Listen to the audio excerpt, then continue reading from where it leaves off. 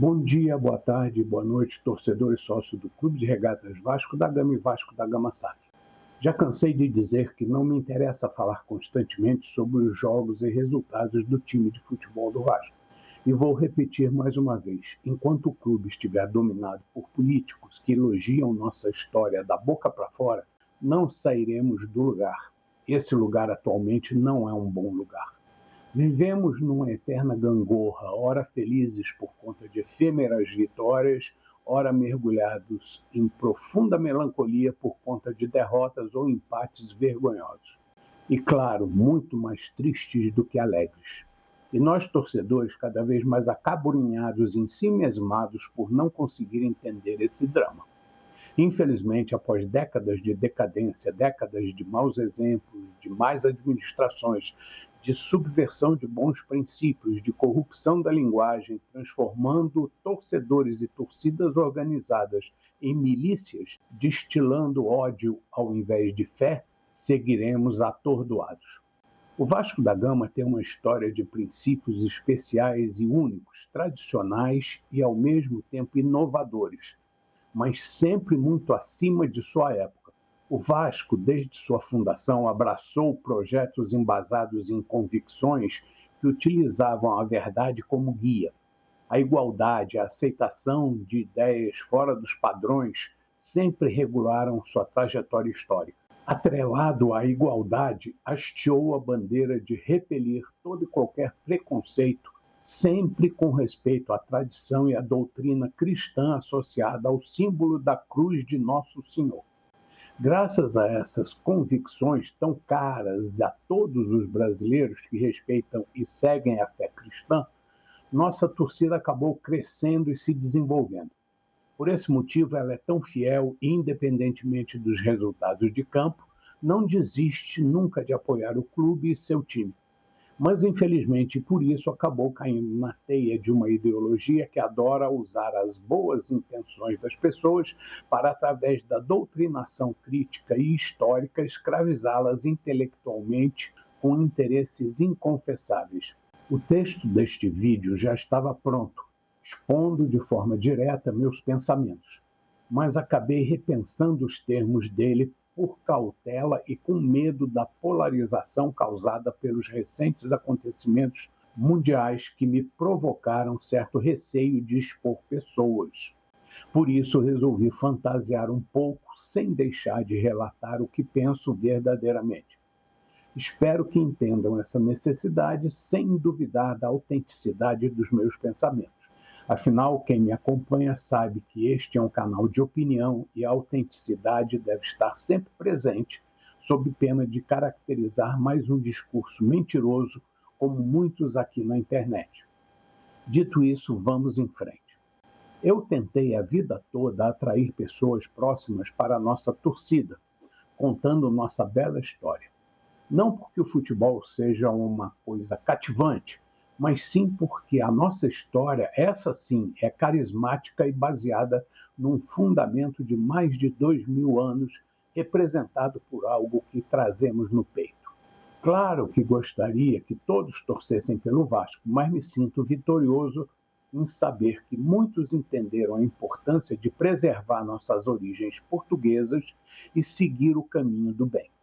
Não me sinto frustrado por não ter convertido todos para o nosso lado, pois afinal a liberdade de escolha é um valor que nossos fundadores defendiam, transmitiram e eu assimilei.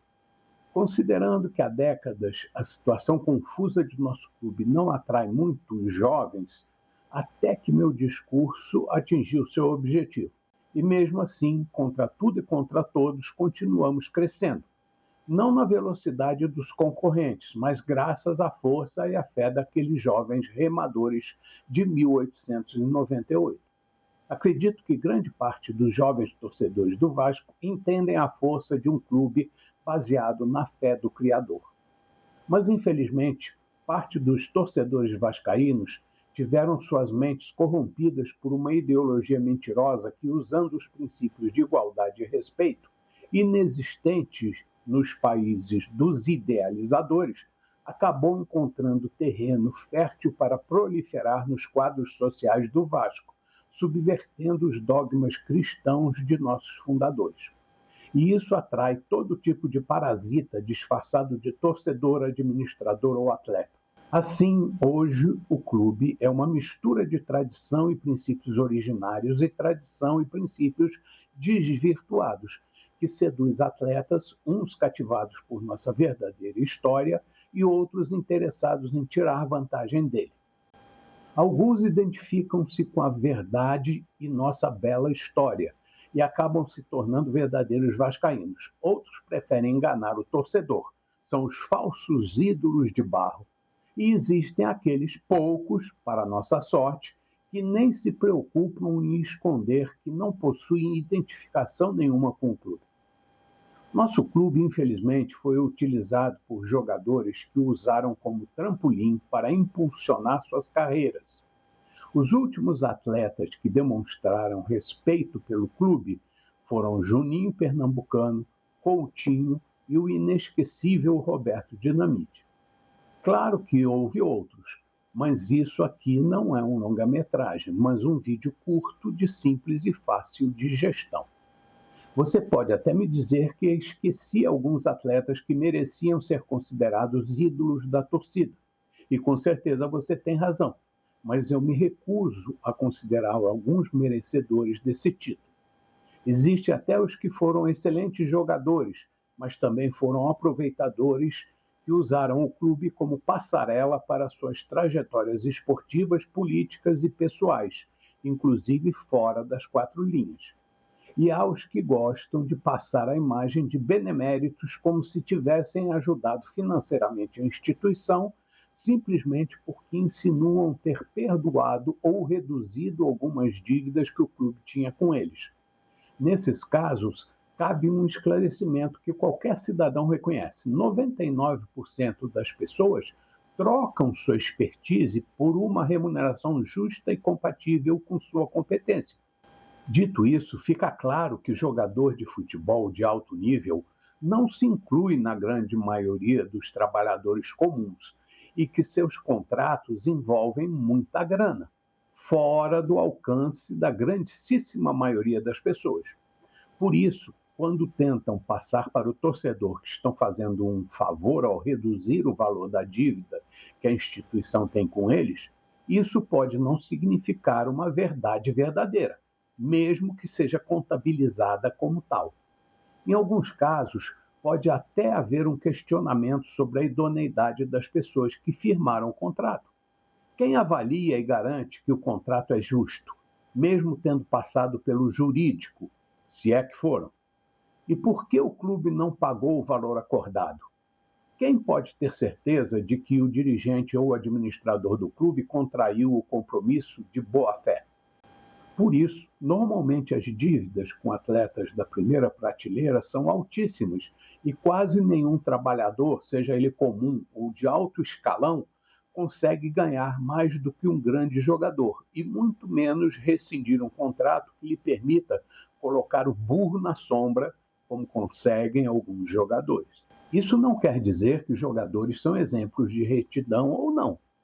Não julgueis segundo a aparência, conforme diz a Bíblia, João 7,24.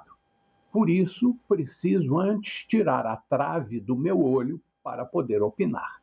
Apenas digo que uns, independentemente de seus pensamentos, são mais honestos intelectualmente que outros. Inclusive, alguns, de forma geral, defendem pautas populares e populistas, mas se preocupam em defender cláusulas extremamente capitalistas quando relacionadas aos seus contratos pessoais. Mas a verdade é que eles não são a razão da existência do futebol. São apenas bonecos no tabuleiro. O futebol só existe por causa dos torcedores, e eles são a verdade e a verdadeira razão de sua existência e sua popularidade no Brasil. E isso é tão real que esportes como, por exemplo, o cricket, surgido lá pelos anos de 1560 na Inglaterra e tão popular no Reino Unido, na Índia e no Paquistão, não atrai administradores no Brasil. E o torcedor de futebol, dividido em blocos antagônicos, tão interessante para os manipuladores, não conhece a força que possui como grupo com interesse comum. Por isso é facilmente controlado por forças ocultas interessadas em administrar a fortuna que circula no esporte, e toda oriunda de uma só fonte, o torcedor. Por isso faço a seguinte pergunta, reta e direta. O sistema escolheria apostar no cricket ao invés do futebol? E nem vou falar o que rola no mundo do futebol, que todo mundo sabe. Só quem não se beneficia dessa panela é o pagador, o financiador, ele mesmo, o torcedor. Portanto, me cabe dizer que hoje, no Brasil, existem 3 tipos de pessoas, e nele incluo o torcedor, que são os conscientes, os burros e os mal-intencionados. Os conscientes são os que usam a liberdade concedida por Deus e conscientemente usam a inteligência para tomar decisões, respeitando os que pensam de forma diferente. O segundo grupo são os burros, e não vou identificá-los para não ser agredido pelos defensores dos animais e pelo fato de que não merecem a exposição desnecessária. Mas os mal-intencionados, esses são os verdadeiros problemas, pois trabalham em benefício próprio, ora individual, ora na maior parte das vezes de forma associada e unida, empregando narrativas engenhosas e enganosas, estruturados como verdadeiras facções interessadas em dominar os conscientes e os burros. Daí deu para entender por que tanta gente com diferentes interesses explora o nosso bolso e o que recebemos em troca. Com certeza migalhas se comparado ao que damos gratuitamente, só baseado no sentimento de amor que temos pelos clubes. E explorar o sentimento de milhões de pessoas é o que fazem grupos que cada vez mais enriquecem às custas de nossa paixão. E se direcionarmos isso para o Vasco, entenderemos por que a Mal Vascaína atrai tantos corsários interessados em assumir seu controle, mesmo que paulatinamente, através de infiltração em seus órgãos constitutivos, seja para minar o poder do dirigente eleito pelo sócio, seja para assumir verdadeiramente o domínio da instituição. Esperando ter sido claro quanto ao uso e exploração da paixão popular pelo sistema, encerro esse vídeo afirmando que morrerei defendendo os verdadeiros princípios usados pelos nossos fundadores, e não aqueles deturpados pelo sistema e atualmente em uso. Por isso, amigos, me resta, no momento, desejar bom dia, boa tarde, boa noite, torcedor e sócio do Clube de Regatas Vasco da Gama e Vasco da Gama SAF. Saudações vascaínas, sempre.